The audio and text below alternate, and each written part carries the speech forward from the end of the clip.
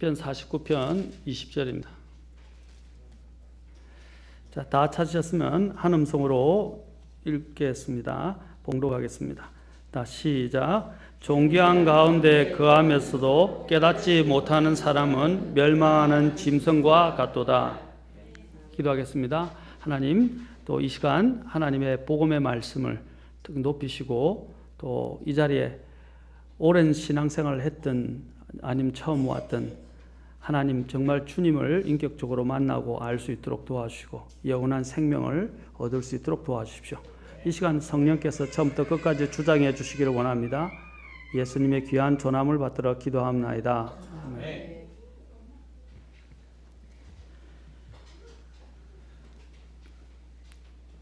존귀한 가운데 거하면서도 깨닫지 못하는 사람은 멸망하는 짐승과 같도다.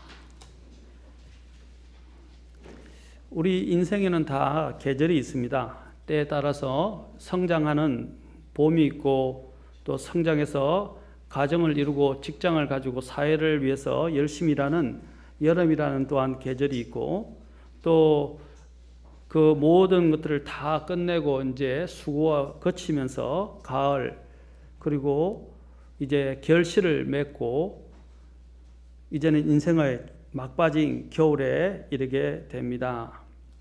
그래서 수확할 것이 없는 삶을 살아온 사람들은 뒤를 돌아다 보면서 허송세월을 한 것을 후회하기 시작합니다. 그런데 인생의 가을이 우리는 꼭 50, 60세가 되어서만 오는 것이 아니라 젊었어도 앞을 내다보지 못하고 또 후회스러운 삶을 살았던 사람들에게도 인생의 가을은 찾아오게 됩니다. 이제 가을만 있는 것이 아닙니다. 이제 아무런 인생에 이제 소망이 없는 그리고 마지막에는 죽음을 향해서 달려가는 마지막 겨울이라는 것이 있습니다. 우리 또한 꼭 나이가 들어서 인생의 겨울만이 찾아오는 것이 아니라 젊은이들에게도 이런 겨울, 인생의 겨울은 찾아옵니다. 미래에 대한 아무 의욕도 없고 살아갈 희망도 없고 또 아무런 삶의 가치를 느끼지 못하는 많은 오늘 젊은이들이 있습니다.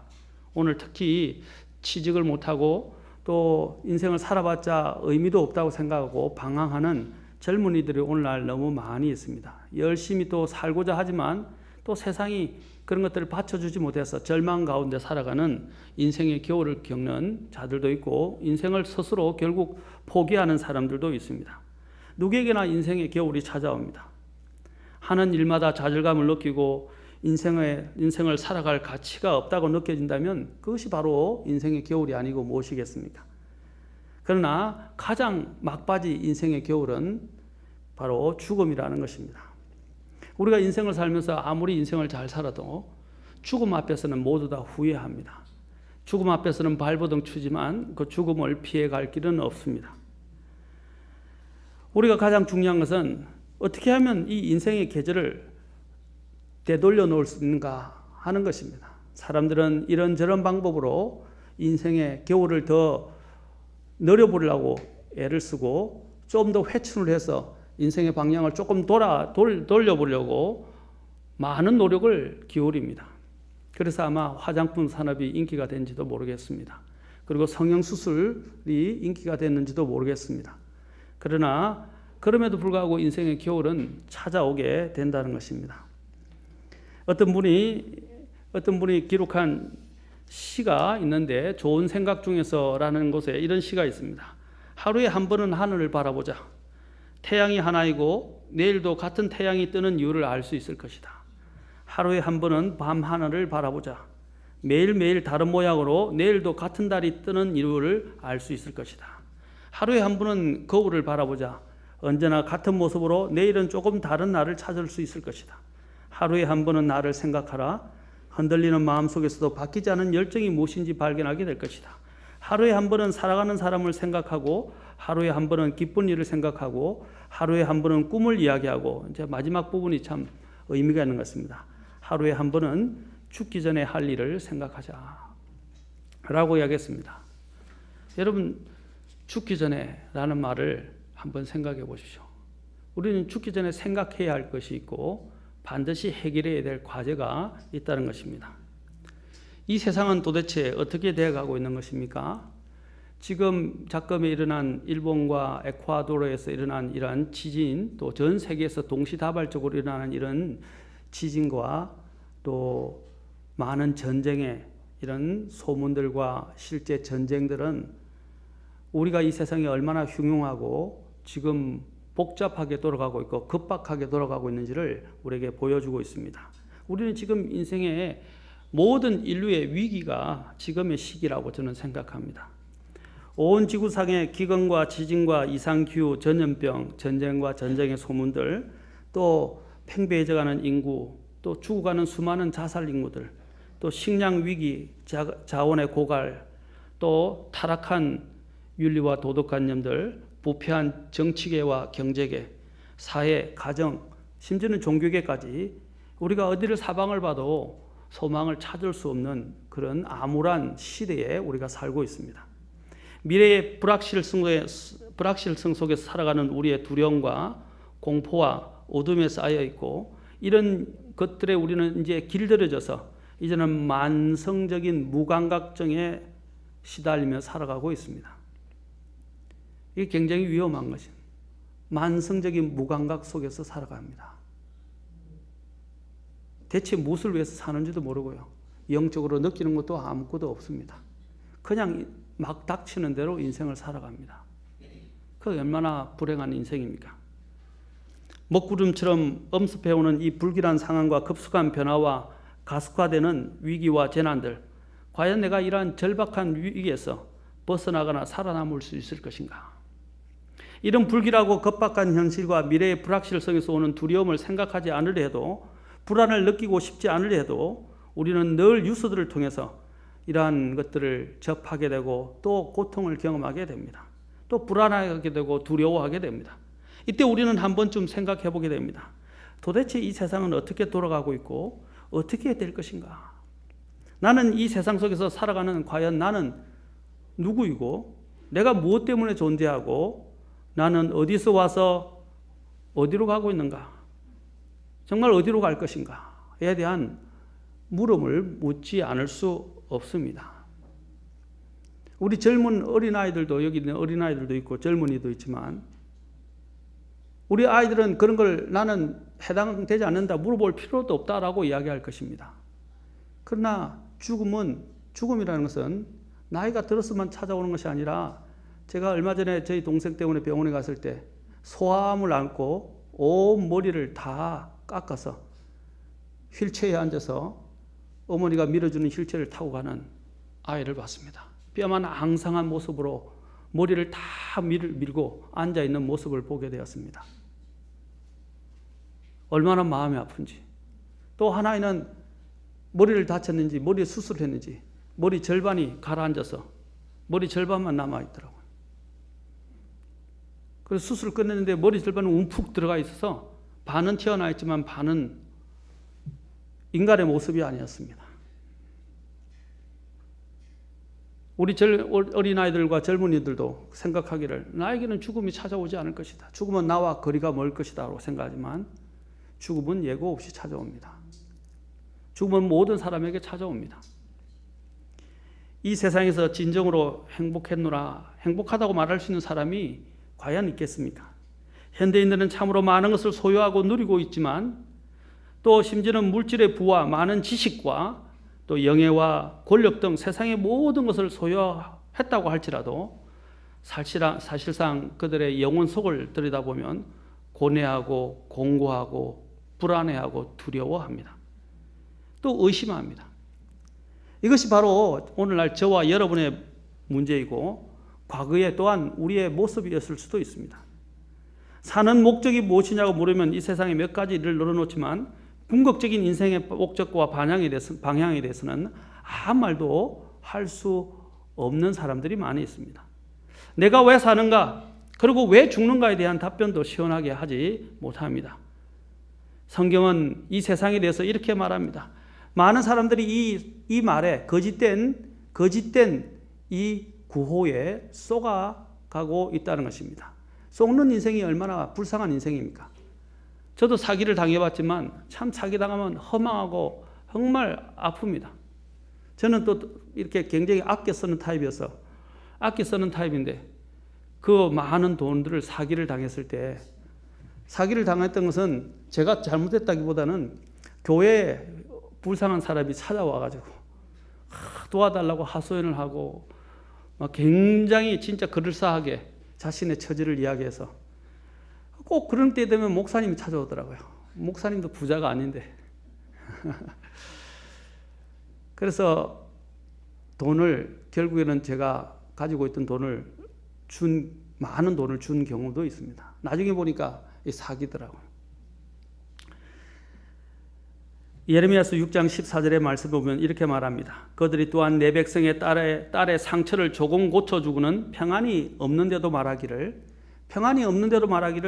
평안하다 평안하다 하였도다.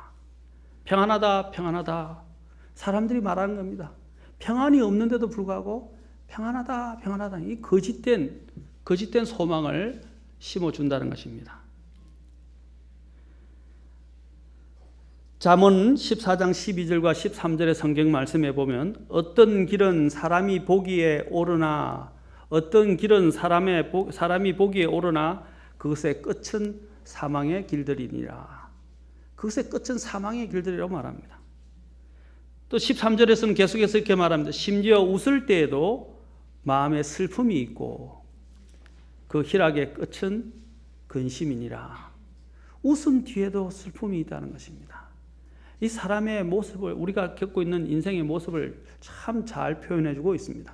인생은 정말 이 근심과 수심으로 가득 차 있습니다. 오늘 또 본문에서는 뭐라고 말씀해요? 그런데 이러한 가운데서 아무리 존귀한 가운데 거한다 할지라도 깨닫지 못하는 사람은 멸망하는 짐승과 같다고 말합니다.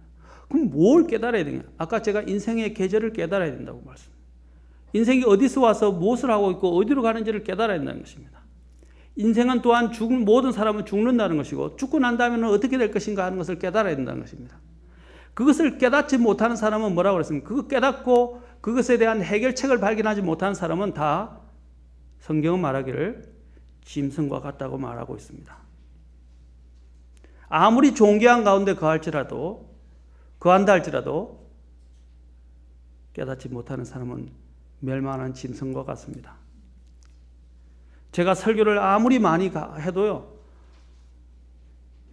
귀가 닫혀 있고, 아무리 강조해서 복음을 이야기해도 귀가 닫혀 있고, 깨닫지 못하고 매 그 자리에 머물러 있는 사람들을 보게 됩니다. 무엇을 느끼겠습니까? 짐승과 같다는 겁니다. 깨닫지 못하는 것입니다.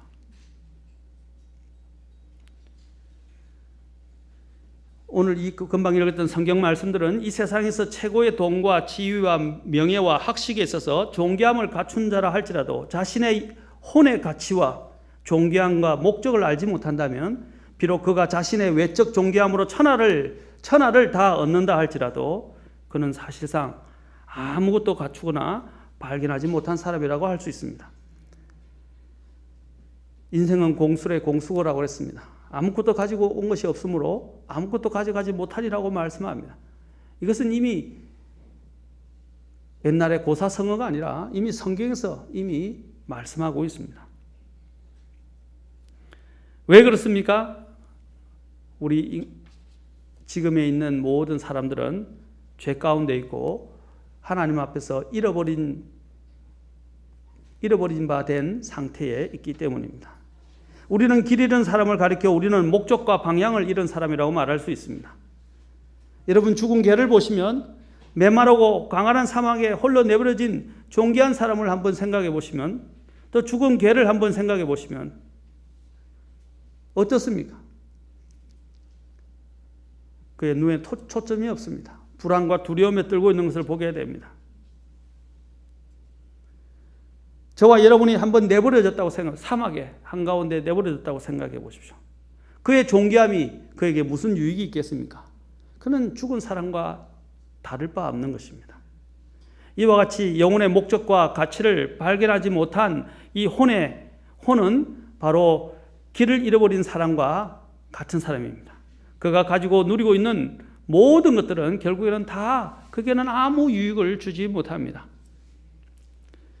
이집트의 대형 피라미드에서 보물을 찾으려고 들어갔던 사람들이 그 안에 들어갔다가 후에 길과 방향을 잃어버려서 빠져나오지 못해서 결국 그곳에서 죽은 것이 이후에 발견되었습니다.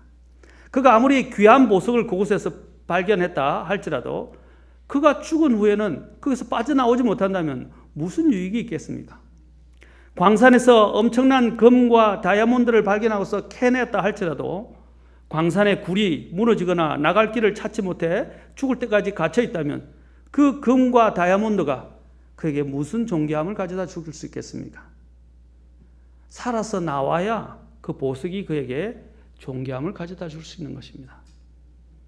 인생도 마찬가지입니다. 이 세상에서 많은 것들을, 아무리 많은 것들을 여러분이 소유하고 누리고 얻었다 할지라도, 왕자에 앉았다 할지라도 죽으면 그것이 그 사람에게 존귀함을 가져다 줄 수 있겠습니까?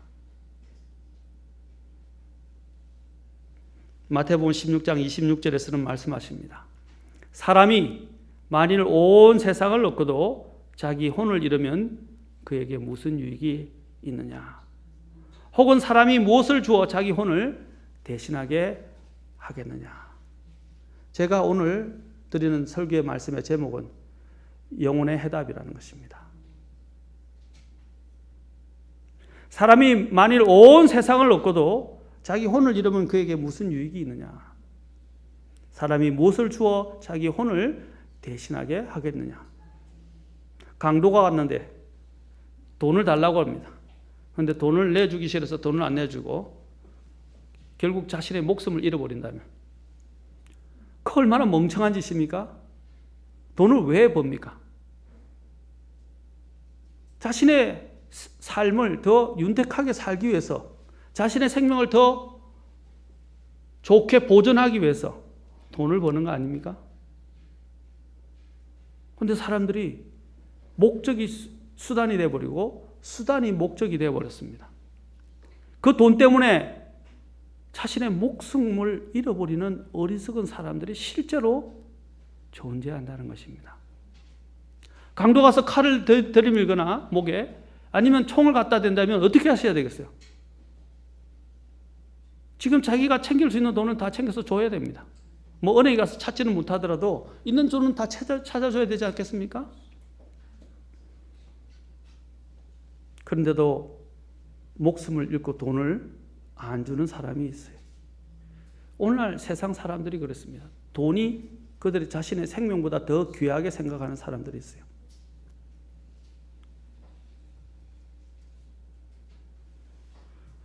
오늘 저와 여러분이 여기 계신 분들은 자신이 왜 사는지, 그리고 나는 과연 어디서 와서 어디로 가고 있는지, 인생의 이 정체성에 대한 해답을 꼭 찾고 돌아갈 수 있기를 바랍니다. 어떤 사람들은 여러 가지 변명을 늘어놓으면서 자신은 죽은 사람이 아니라고, 그리고 살아있다고 말할 수 있을지 모르지만 사실은 하나님 앞에서는 다 죽은 자와 같습니다. 사막에서 길을 잃은 존귀한 사람이 살아있다고 하지만 그는 죽은 목숨입니다. 하나님 보시기에도 영원한 생명의 길을 찾지 못하고 영혼의 해답을 찾지 못하는 사람들은 그가 살아있다 하지만 그는 죽은 사람입니다. 그는 생명의 공급원이 차단되어 있기 때문에 그런 것입니다. 테이블 위에 꽂아놓은 활짝 피어오른 한 송이의 아름다운 꽃을 보고 죽었다고 말할 사람은 한 사람도 없을 것입니다. 그러나 사실은 그 꽃은 죽은 꽃이며 시들어가고 있는 것입니다. 이미 죽었어요. 꺾였기 때문에. 남은 건 뭡니까? 얼마의 시간만 남아있다는 겁니다. 우리 인생이 그와 같습니다. 이미 꺾여있는 꽃과 같고 조금 있으면 다 시들어 죽게 될 것입니다. 왜냐하면 그 생명이 뿌리로부터 끊겨졌기 때문입니다. 우리도 마찬가지입니다. 우리의 인생의 영혼의 그 뿌리인 하나님과 연결되어 있지 못한다면 그것은 죽은 것입니다. 이와 마찬가지로 지금 우리의 육체가 아무리 젊고 싱싱해도 생명도 싱싱한 것 같고 죽음도 아주 먼 거리에 있는 것 같이 생각하겠지만 곧 모퉁이 저편에서 나를 실으러 오는 영구차를 우리는 잊고 있을 뿐입니다. 잠언 22장 3절에는 분별 있는 자는 재앙을 미리 보고 숨거니와, 분별이 있는 자는 재앙을 보고, 재앙 중에 하나는 바로 죽음입니다. 미리 보고 숨거니와 단순한 자들은 나아가다가 벌을 받느니라. 지혜로운 사람은 무엇입니까? 자기에게 닥칠 일들을 미리 예견해 보고 자기 자신을 숨기거나 피신한다는 것입니다. 우리의 이 현재의 사실은 지금 우리는 꺼져가고 있고 죽어가고 있다는 것입니다. 이는 우리의 존귀한 혼이 이미 생명의 뿌리로부터 완전히 분리되어 있고 여기서 잠시 이 세상에서 머물고 있을 뿐입니다. 다만 사람이 이 사실을 발견하지 못하고 있고 이에 대한 깨달음이 없는 것이 문제입니다. 이것을 깨닫지 못하는 자를 뭐라고 그랬습니까? 멸망하는 짐승과 같도다라고 말하고 있습니다. 오늘 이 사실을 깨닫고 자신의 정체성을 찾는 사람은 참으로 지혜롭고 복이 있는 사람입니다. 한번 오늘 읽었던 49편 20절 말씀을 잘 생각해 보십시오. 존귀한 가운데 거하면서도 깨닫지 못하는 사람은 멸망하는 짐승과 같도다. 저와 여러분 혹시 짐승은 아닙니까? 짐승과 같은 존재는 아닙니까? 자신의 정체성을 알지도 못하고 깨닫지도 못하고 그냥 이 세상에서 아둥바둥 영원히 살 것처럼 생각하고 착각하면서 모든 것을 손에 쥐고 있고 모든 것을 껴안으려고 하는 사람. 인생의 해답을 잘 찾지도 못하고 그 해답을 위해서 자신을 들여볼 시간도 없이 그가 아무리 이 세상에서 아둥바둥 열심히 산다 할지라도 그것은 허비하는 것입니다. 잠언 4장 18절과 19절에서도 말씀합니다. 잠언 4장 18절과 19절에서 말씀하십니다. 그러나 의인들의 행로는 의인들, 여기서는 바로 인생의 목적을 발견한 사람입니다. 하나님 앞에서 구원과 영원한 생명을 발견한 사람입니다. 자신의 인생의 정체성을 발견한 사람을 말하는 것입니다. 의인들의 행로는 빛나는 광채 같아서 점점 더 빛나 완전한 낮에 이르거니와. 자, 잘 들으십시오. 19절에서는 이렇게 말합니다. 사악한 자들의 길은, 여기 사악한 자라고 뭐라 했어요? 아까 사악한 자들이 아무리 존귀한 게 되는 자일지라도 그들은 다 멸망하는 짐승과 같아요. 성경은 사악한 자들이 존귀한 가운데 거할지라도 그는 멸망한 짐승과 같다고 그랬어요. 여기서 사악한 자들은 바로 자신의 인생의 정체성을 발견하지 못한 사람입니다. 그 사람을 4장 19절에서는 이렇게 말합니다. 사악한 자들의 길은 어둠 같아서 그들은 무엇에 걸려 넘어지는지도 알지 못하느니라. 사악한 자들의 길은 어둠 같아서 그들은 무엇에 걸려 넘어지는지도 알지 못하느니라. 여러분, 어둠, 칠흑 같은 어둠 속에는 돌뿌리가 있는지 그 안에 장애물이 있는지 분간을 할 수가 없어요. 바로 자신의 인생의 정체성을 곧 혼의 해답을 찾지 못한 사람들은 이와 같은 것입니다. 여러분들은 해답을 발견하셨습니까?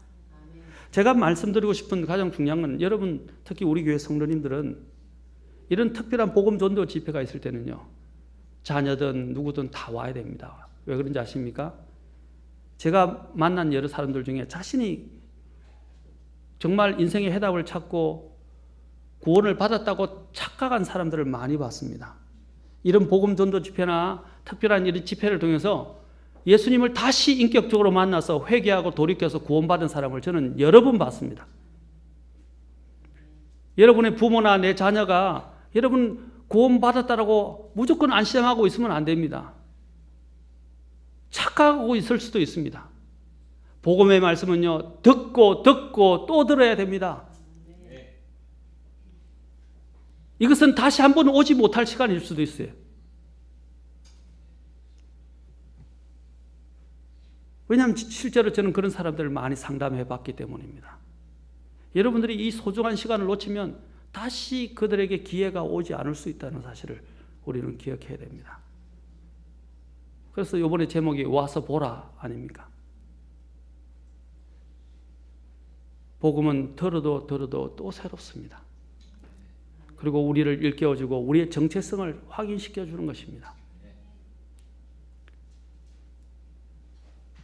예레미야서 6장 16절에서는 그래서 우리에게 이제 이렇게 말합니다. 같이 한번 보겠습니다. 예레미야서 6장 16절부터 19절입니다.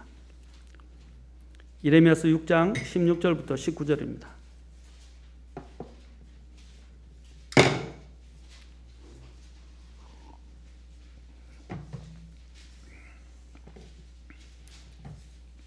우리 같이 읽도록 하겠습니다. 예레미야서 6장 16절부터 19절입니다.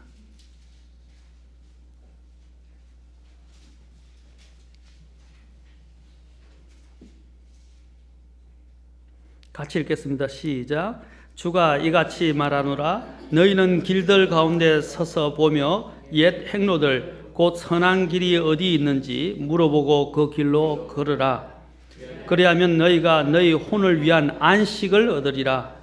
그러나 그들은 말하기를 우리가 그 길로 걷지 아니하리라 하였으며 내가 또 너희 위에 파수꾼들을 세우고 말하기를 나팔 소리에 귀를 기울이라 하였으나 그들은 말하기를 우리가 귀를 기울이지 아니하리라 하였느니라. 그러므로 민족들아 너희는 들으라. 온 회중들아 그들 가운데 무슨 일이 있는지 알라. 온 땅아 들으라. 보라, 이 백성이 내 말들과 내 법에 귀를 기울이지 아니하고 그것을 거절하였으므로 내가 그들 위에 재앙 곧 그들의 생각의 열매를 가져오리라. 주님이 지금 주 하나님께서 지금 뭐라고 말씀하십니까? 주가 이같이 말하노라. 너희는 길들 가운데 서서 보며 옛 행로들 곧 선한 길, 이게 생명의 길입니다. 그 옛 선한 길들이 어디 있는지를 물어보고 그 길로 걸으라 라고 말씀하십니다. 그래야 너희 혼의 안식을, 아까 그랬죠. 이 세상이 도대체 어디로 가고 있는지 혼의 안식을 얻을 수가 없습니다. 그런데 주님이 어떻게 합니까? 옛 행로들 곧 선한 길이 어딘지를 물어보고 그 길로 걸으라 라고 말씀하십니다. 그런데 사람들은 뭐라 그럽니까? 우리가 그 길로 걷지 않겠다 그럽니다. 또 심지어는 파수꾼을 세워서 그들의 위험과 그들이 지금 위기에 처했다는 것을 경고하는데도 그 나팔 소리에 귀를 기울이지 않고 살아가고 있다는 것입니다. 그래서 말합니다. 우리가 귀를 기울이지 아니하리라. 또 심지어는 하나님께서 개인뿐 아니라 이제는 민족들에게도 말합니다. 너희는 들으라.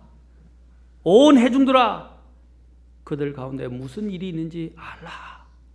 지금 하나님께서 예레미야를 통해서 절규하시면서 말씀하시는 거예요. 절박한 심정으로 그들에게 지금 호소하시고 오라고 초청하시는 겁니다. 주님은 계속 들으라. 이제는 19절에 보면 온 땅아, 온 세상에 대해서 말합니다. 들으라. 그런데 오늘 세상 사람들은 귀가 다 닫혀버렸어요. 많은 사람들이 귀를 닫아버렸어요. 듣지를 않습니다.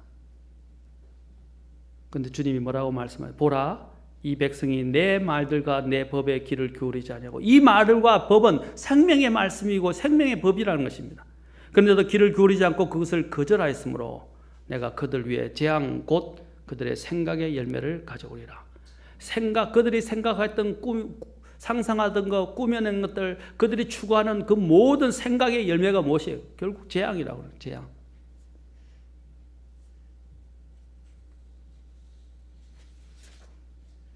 여러분, 이 세상이 어떻게 되어가고 있습니까? 인류 역사는 성경의 예언대로 되어가고 있습니다. 모든 것은 시작이 있으면 끝이 있습니다. 생명이 있으면 죽음이 있습니다. 이것은 명확한 과학적 법칙입니다. 우리가 일명 엔트로피 법칙이라고 이야기합니다. 투 법칙이라고 합니다. 제2 엔트로피 법칙 또는 연력학 제2 법칙이라고 말합니다.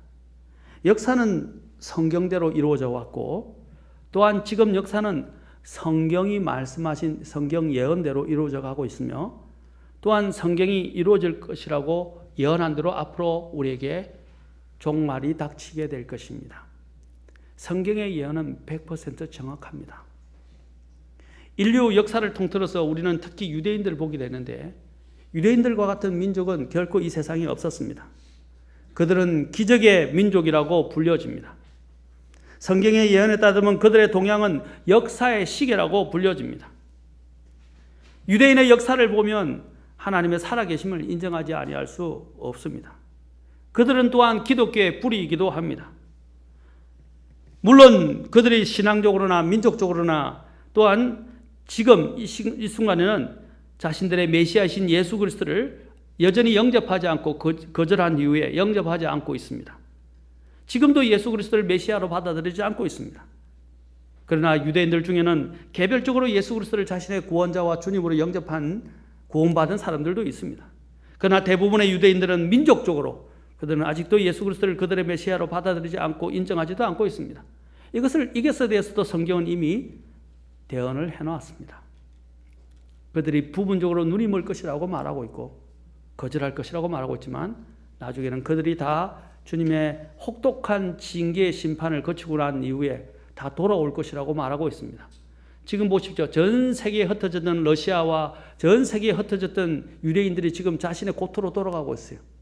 그 고토로 돌아가는 것은요, 이제 메시아를 맞이할 준비를 하는 것입니다. 심지어는 지금 랍비들이 뭐라고 호소하고 있는지 아십니까?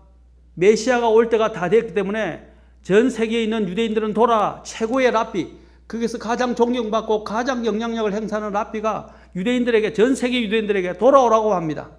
메시아가 오실 때가 다 되었다고. 지금이 바로 여러분 종말이라는 것을 기억하셔야 됩니다. 제가 한 좋은 사이트를 통해서 그의 글을 봤는데 뭐라고 하는지 아십니까? 우리의 남은 것은 연들이 아닙니다. 우리에게 남은 것은 달들이 아닙니다. 우리에게 남은 것은 주들이 아닙니다. 우리에게는 지금 일들, 곧 날짜만, 매일매일 하루하루 이 데이즈만 남았습니다. 날들만 남았다는 거예요. 그 말은 무엇입니까? 지금 우리는 매달, 매주, 매달, 매년을 생각하면서 살 수 없는 시대에 살고 있다는 것입니다. 우리는 하루하루를 살아가야 됩니다, 지금. 그 정도로 이 세상이 급박하게 돌아가고 있고 성경의 예언이 다 성취되어 가고 있다는 것입니다. 구약 성경은 바로 이 유대인의 역사를 다루고 있습니다. 그리고 다루고 있을 뿐 아니라 이 유대인들이 앞으로 어떻게 될 것인가 이미 예언이 되어 있었고 그 예언이 많이 성취되었고 또 앞으로 성취될 예언들이 남아있다는 것입니다. 앞으로 이스라엘을 중심으로 해서 이스라엘은 그 땅, 그 팔레스타인 땅, 이스라엘이 지금 있는 땅, 여러분 그 땅을 중심으로 해서 큰 전쟁이 있을 것임을 성경은 이야기하고 있습니다. 그 전쟁을 일으키는 대표적인 사람이 러시아와 이란을 중심으로 해서 러시아가 아랍국들과 동맹을 한 다음에 이스라엘 땅을 침공할 것이라고 성경은 이야기하고 있습니다. 그런 예언의 내용이 에스겔 38장 39장에 잘 나와 있어요. 성경의 예언들을 보면 그런 예언들이 이미 많이 예언되어 있어요. 여러분 더 놀라운 사실은 뭔지 아십니까? 이스라엘이 뭐길래 이스라엘을 공격한단 말이야. 여러분 최근에 이스라엘에서 뭐가 발견된 줄 아십니까? 석유가 발견됐는데요. 전 세계에서 가장 많은 매장량을 보유하고 있다고 발견됐어요. 천연자원이 러시아는요 석유로 먹고 삽니다. 8위인가 9위예요. 석유 판매량 그리고 석유 보유량이. 그리고 천연자원 보유량이 1위예요. 그런데 그들이 석유로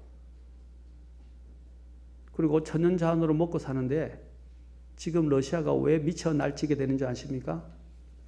유가가 폭락을 해버렸잖아요. 달러 70달러 선이 돼야, 제가 동말로 나올 때 이야기할 겁니다. 달러가 한 70달러 선이 돼야만이 그들이 먹고 살 수 있어요. 중동도 마찬가지입니다. 근데 지금 유가가 3, 40달러를 왔다 갔다 해요. 그러면 다 적자예요. 그러면 돈이 없게 돼요. 뿐만 아니라 그들이 먹고 살 수 없고 천연자원이 더 많고 그 모든 것들을 다 자신의 손안에 쥐기 위해서 결국은 어떻게 하냐면 이스라엘에서 석유가 터져 나왔다는 이야기를 듣고 어떻게 하겠어요? 그 사해 근처에서 세계에서 굉장한 천연 자원이 그 안에 다 들어있다고 그럽니다. 그걸 공격할 수밖에 없어요. 그런데 성경이 이미 예언을 해놨다 이 말이죠. 아까도 말씀드렸죠. 성경의 모든 예언의 중심은 이스라엘이 있고요. 그 이스라엘은 역사의 시계라고 말씀드렸습니다.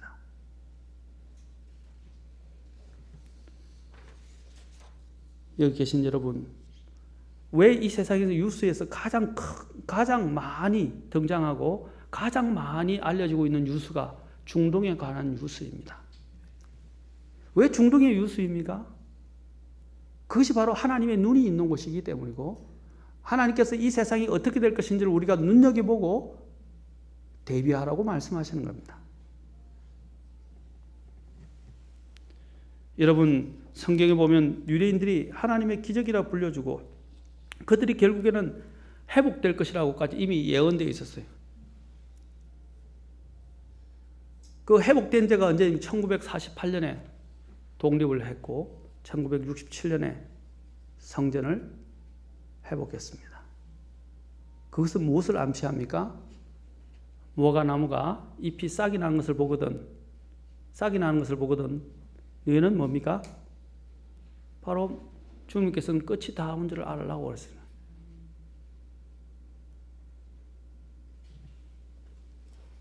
이 세대가 지나가기 전에 끝이 오리라고 하셨어요. 여러분, 많은 성경학자들이 그 해가 50년일 수도 있고 70년일 수도 이야기합니다. 1948년을 기점으로 70년을 잡으면 몇 년이 되겠어요? 예? 2018년이 되죠. 1967년을 기점으로 50년을 잡으면 언제가 되겠어요? 2017년이 됩니다. 제가 하는 건 날짜를 지금 말하는 게 아닙니다. 성경이 뭐라고 하냐면 이 세대가 지나가기 전에 이 세대가 얼마인지에 대해서는 성경 해석이 분분합니다. 그러나 이 세대라는 것은 살아있는 마지막 세대를 이야기하는 것입니다. 바로 무화과 나무가 싹이 났고 이스라엘이 독립하고 난 이후에 그때로부터 계산을 해서 이 세대가 50년이냐 70년이냐 따라서 달라지겠지만 그것이 50년 70년인지 저는 모르겠습니다. 그러나 성경이 말하는 그 세대는 살아있는 세대인데 그것을 보고 살아있는 세대가 있는 동안 인생이 길면 70이요 80이라고 그랬어요. 살아있는 동안을 보면 지금이 막바지라는 사실을 우리는 알 수 있고 지금 일어나는 기근과 지진, 자연재해, 그 다음에 일어나는 전염병의 창궐, 이런 전쟁들을 이렇게 보면요. 피부에 와닿고, 오늘날 지금 요번에 일어난 지진은요. 왜 이 지질 연구학자들이나 지진 연구학자들이 충격을 받았냐면 보통은 지진이 일어나고 나면 그 다음에 여진이 일어납니다. 여진은 보통 다 강도가 약해요. 그런데 이상하게도 지진이 일어났는데 여진이라고 이야기하는 것이 오히려 더 강한 지진이 일어났어요. 그것도 에콰도르나 일본 마찬가지입니다. 그래서 사람들이 굉장히 충격을 받은 거예요. 그리고 지금에 일어난 지진의 횟수가 몇 천 년 동안 일어난 횟수보다 더 많아요. 그 강도도 더 세고요. 그래서 사람들이 지금 특별히 이목을 가지고 집중하고 있는 것입니다.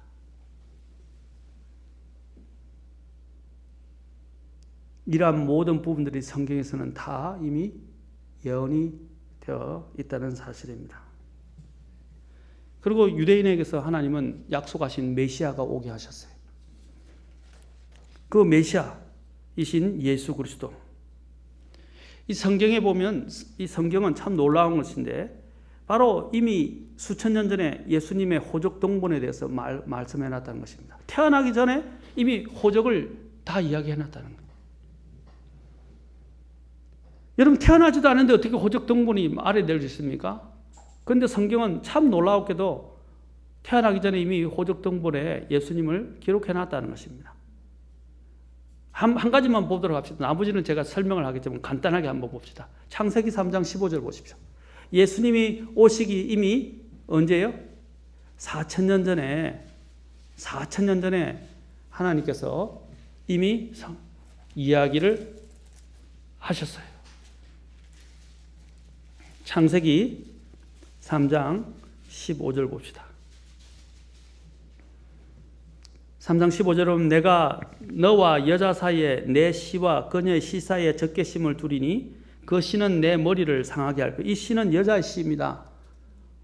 예수님이 유일하게 여자에게서 나신 분이죠. 아멘? 예수님은 동정녀 마리아에게서 태어난 유일하게 여자에게서 나신 분이에요.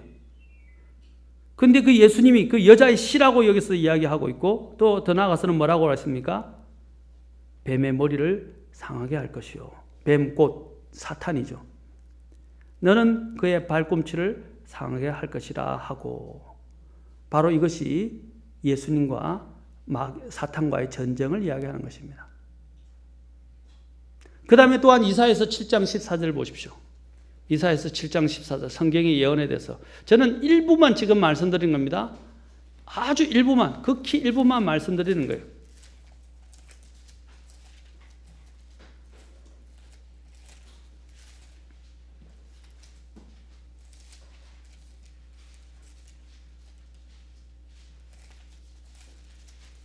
이사야서 7장에 보십시오.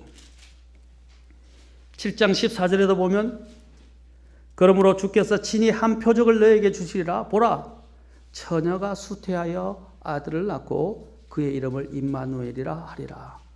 예수님 오시기 전에 750년 전에 이것이 이미 기록된 것입니다. 예수님이 오시기 750년경에 750년 전에 BC 예수님이 오기 전에 이미 이 모든 것들이 기록이 되었다는 것입니다. 제가 안 읽었지만 여러분이 출애굽 기도에 보면 예수님 모세가 하나님께서 모세가 이스라엘 회중들에게 대해서 하나님께서 나와 같은 한 대언자를 일으키시리니 그 대언자가 일어나 그의 말을 들으라고 말합니다. 그 대언자가 누구인지 아십니까? 예수님입니다. 모세가 그것을 이야기할 때 예수님 오시기 1500년 전의 일입니다.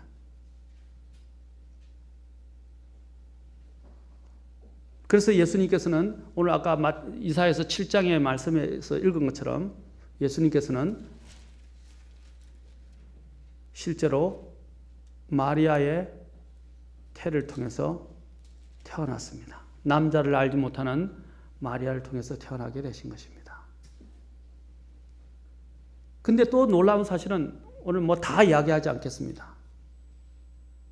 더 놀라운 사실은 예수님께서 태어나실 때가 그냥 예언만 태어나실 것이라고 예언만 된 게 아니라 그 주님의 그 태어나시는 시기와 예수님이 죽으시는 죽음의 시간과 예수님께서 예루살렘에 나귀를 타고 입성하시는 사건과 예수님이 부활하는 모든 것들이 성경에 다 기록되어 있다는 사실입니다.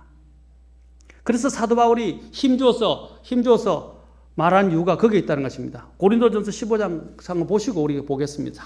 이 부분만 더 보겠습니다. 고린도전서 15장입니다.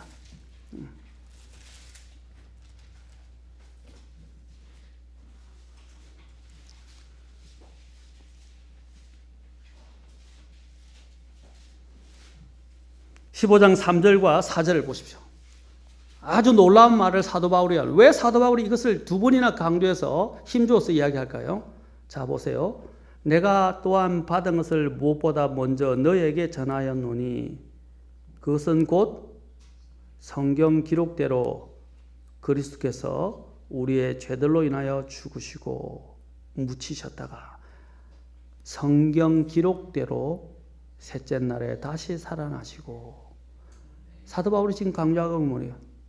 3절에서 성경 기록대로, 이게 성경이 예언한 대로 이 말입니다. 4절에도 뭐라고 되어 있습니까? 성경이 예언한 대로라고 되어 있어요.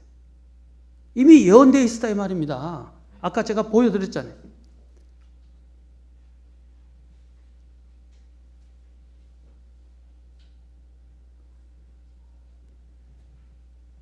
여러분 아까 제가 말씀드렸는데 주님께서 사망의 날짜와 신들은 사망에 주님께서 부활하시는 것까지도 이미 그것이 성경에 이미 정확한 그냥 태어날 것이라고 예언만 한 게 아니라 그 시간까지 이미 하나님은 다 아시고 정해 놓으셨어요. 갈라디아서 4장 4절로 가보겠습니다. 한번 보겠습니다. 뭐라고 말하는 갈라디아 두 구절만 더 보고 제가 오늘 이 이야기들을 정리하면서 이제 정리하겠습니다. 갈라디아서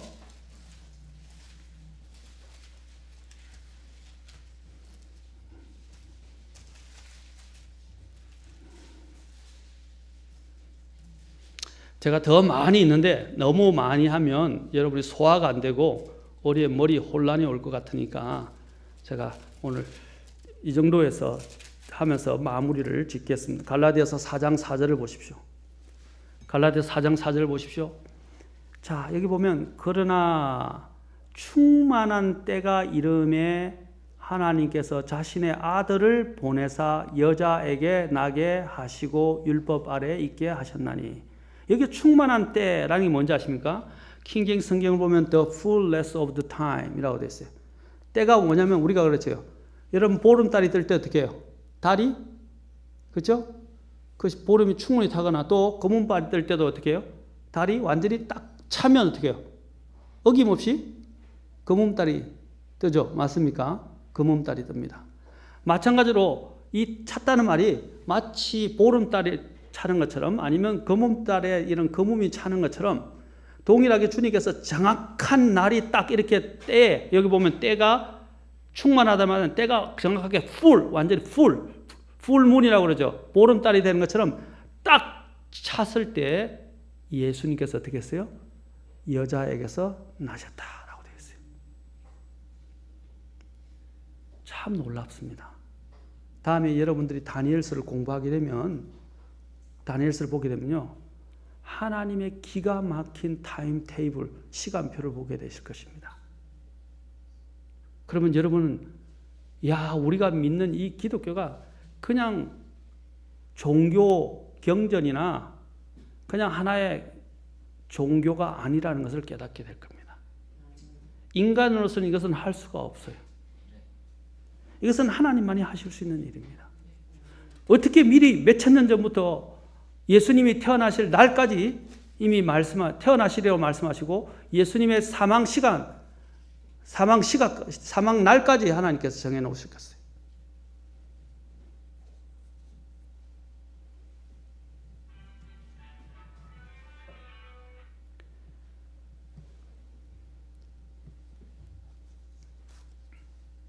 어떤 사람들은 이러한 증거들을 보면서 이렇게 말할지도 모릅니다. 구약에 있는 예언이 신약 시대에 예수라는 이름을 가진 자에게 우연하게 이루어질 수 있지 않겠는가?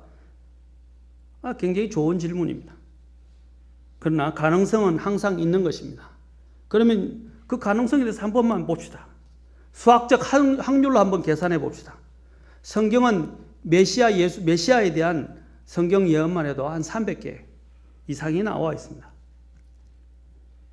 어떤 분은 더 깊이 연구한 것은 전체가 한 800개 이상이 된다고 말합니다. 초림에 대해서 300개, 재림에 대해서만 800개라고 이야기합니다. 어쨌든 간에 미국 캘리포니아에 있는 파사데의 대학의 수학과와 천문학과의 학장으로 재임했던 피트 스토너 박사님이 여러 해 동안 600여 명이나 되는 학생들의 도움을 받아서 메시아의 오심에 대한 예언이 정확하게 이루어질 수 있는 가능성에 대해서 수학적 확률이라는 연구 결과를 발표했습니다. 그들은 300여 개의 예언 중에서 단지 8개만 골라서 300개 중에서 8개만 골랐습니다. 그 예언들이 한 사람의 생애 동안 곧 예수님이라는 그 한 사람의 생애 동안 정확하게 성취될 수 있는 수학적 확률을 계산했는데 그들의 계산이 제가 공을 다 세알해 봤어요. 10에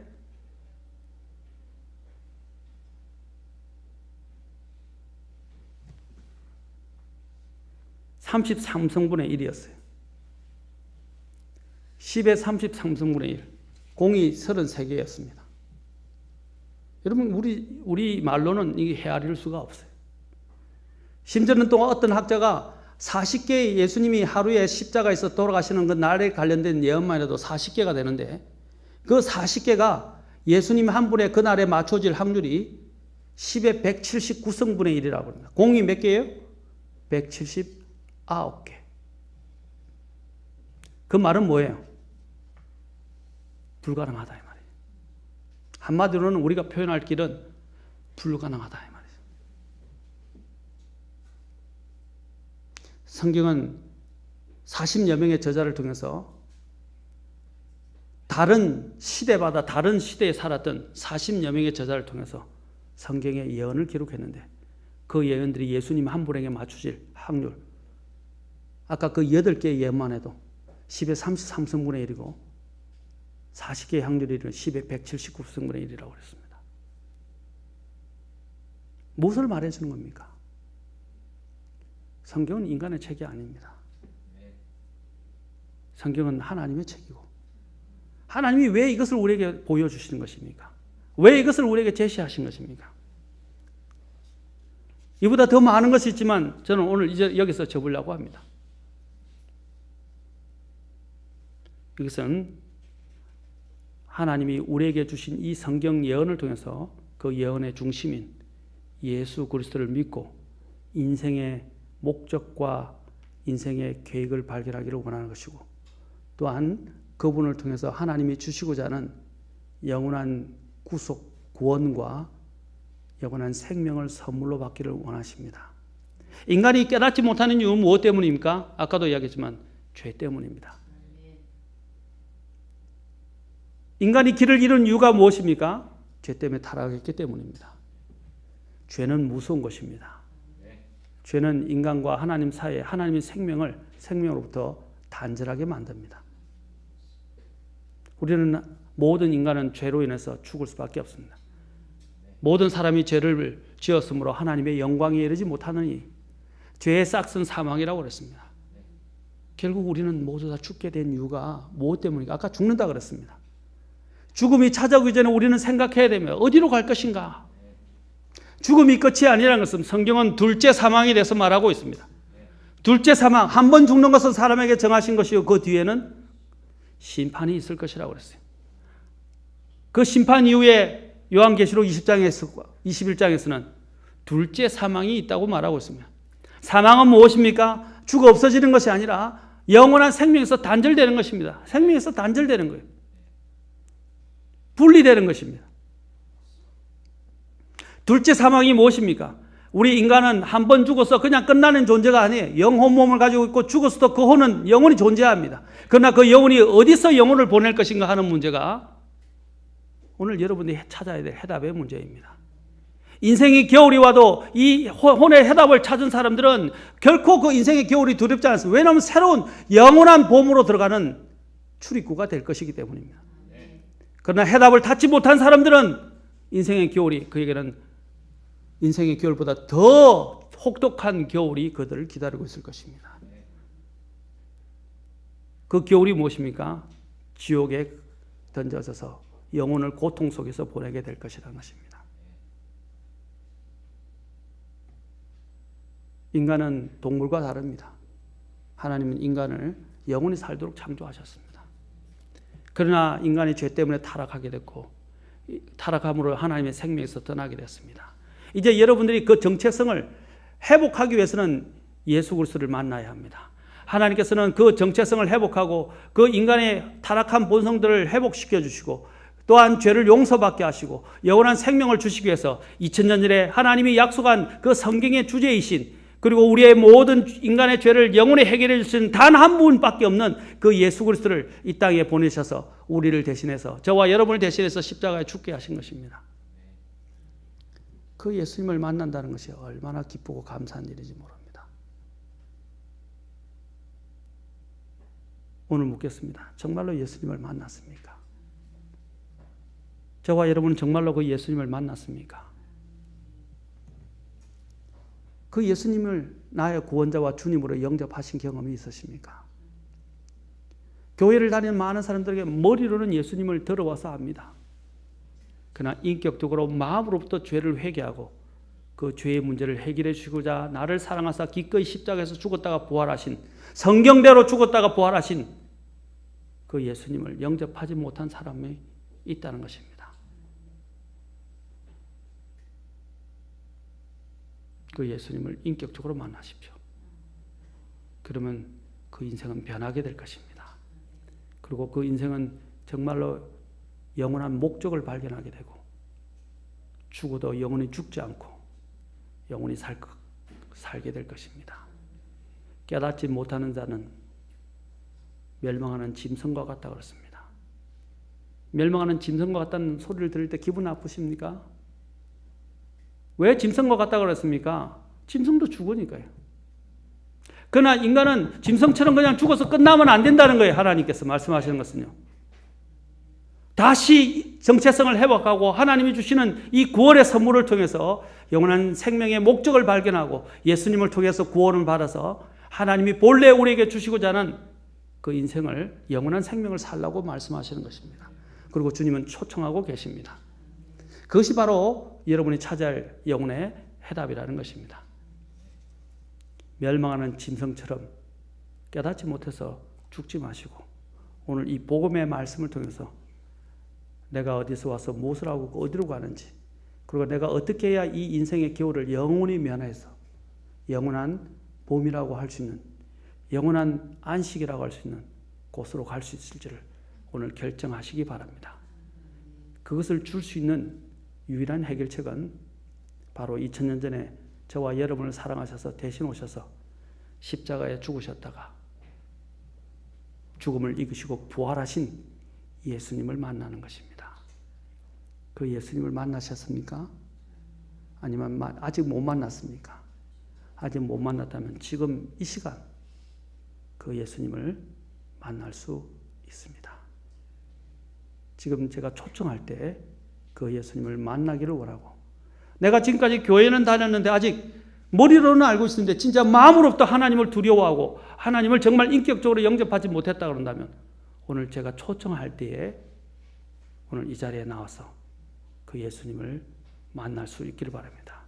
자신이 스스로 못 만난다면 제게 와서 목사님, 그 예수님을 만나고 싶습니다. 그 예수님을 알고 싶습니다.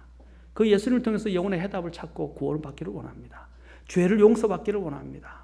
하시는 분은 제게 말씀해 주시면 제가 그것을 친절하게 처음부터 끝까지 말씀드리겠습니다. 기도하시겠습니다. 다 같이 일어나시겠습니다.